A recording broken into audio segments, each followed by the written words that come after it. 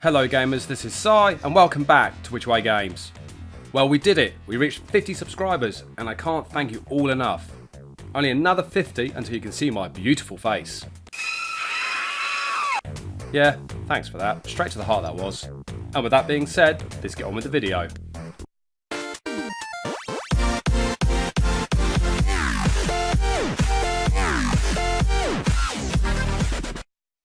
Gaming has always had protagonists, or heroes if you will. Growing up, these would be either muscle-bound guys with guns, ninjas, Italian plumbers, or anthropomorphic animals such as turtles or even hedgehogs. But every now and then, we would get a twist in the heroes of gaming, such as a certain bounty hunter from the Metroid series. If you've not played any of the Metroid series, then I suggest you fast forward the video for about 10 seconds. For those of you still here, when gamers finished Metroid on the NES, they were shocked to find that Samus Aran was a woman. This made gamers think, and a female lead didn't seem so strange after all.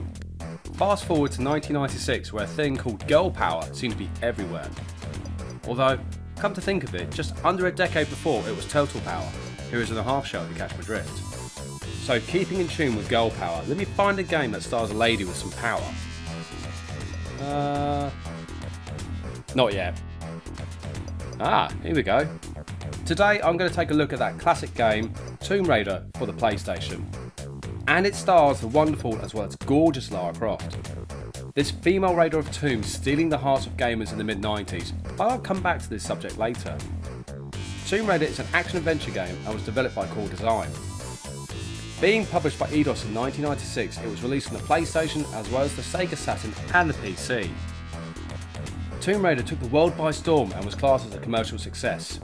Even now we have a new Tomb Raider game to play, which I must admit looks amazing. But I'm not talking about Shadow of the Tomb Raider yet. Going back to the original Tomb Raider of 1996, gamers are able to play as Lara Croft, a highly intelligent, athletic and beautiful English archaeologist. Being the daughter of Lord Henchingly Croft, Lara managed to survive a plane crash which left her stranded in the Himalayas for 2 weeks. This experience spurred her to give up the life of luxury and seek adventures around the world. However, Lara would be disowned from her father, so she would publish books about her exploits to fund her lifestyle. How the other half lived, right? But what of Lara's creation? Core Design of Derby in the UK took over a year and a half to develop Tomb Raider. With Lara being created by Toby Gard with 5 other people, she did go through several changes before becoming the beautiful brunette we love today. One being where Lara started off as a male character, then becoming a second playable character while Tomb Raider was in development, before finally being the main and only character gamers could use. Thank you Toby, thank you so much. Anyway, the plot of Tomb Raider starts in Los Alamos County, New Mexico, where a nuclear test causes a great explosion, exposing an ancient device. Not Godzilla then. The device found unlocks and reveals a figure in suspended animation. In present-day Calcutta, Lara is approached by Larso Natler, the owner of Natler Technologies. Lara is then hired to track down and recover a mysterious artifact known as a Scion in the lost tomb of Kolobek. What follows is a journey through the mountains of Peru, the temples of Egypt and beyond.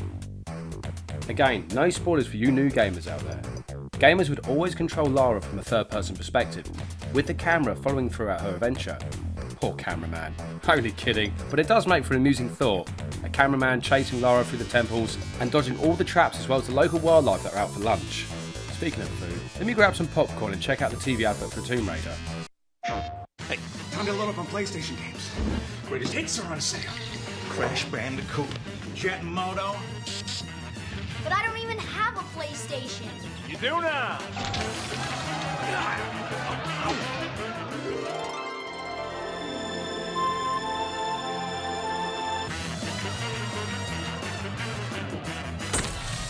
Mom know about this? Who? PlayStation. Okay, that was interesting. Back to the game.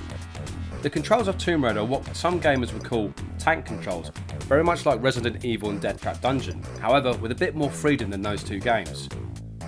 Yeah, Mario 64 did show how a 3D character could be controlled, but development for Tomb Raider started back in 1993, many years before Nintendo would bless us with the gem that is Mario 64.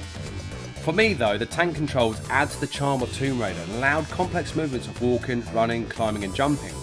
Holding down R1 will make Lara walk to the edge without falling off. And also, if you hold down R1 while climbing up, something special happens.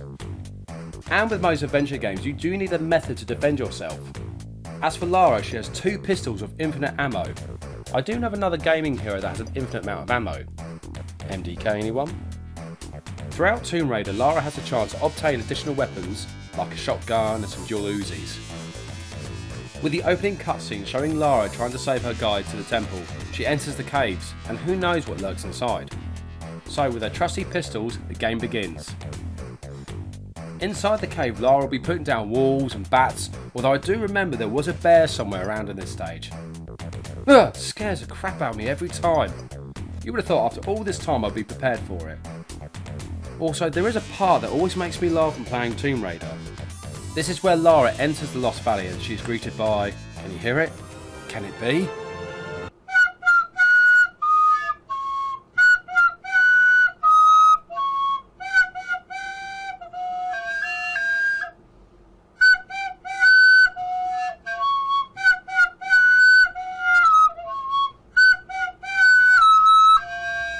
It's a stupid joke, but totally worth it. Seriously though, Tomb Raider does have some great music, but it's not a continuous music track like some other games have. When the action happens, the music reflects that. Most of the time the game is silent, which really does add to the atmosphere of being alone. Running through the caves with only the sounds of Lara running, the music will play when there is danger. There's no chance of being quiet when Lara pulls out her guns.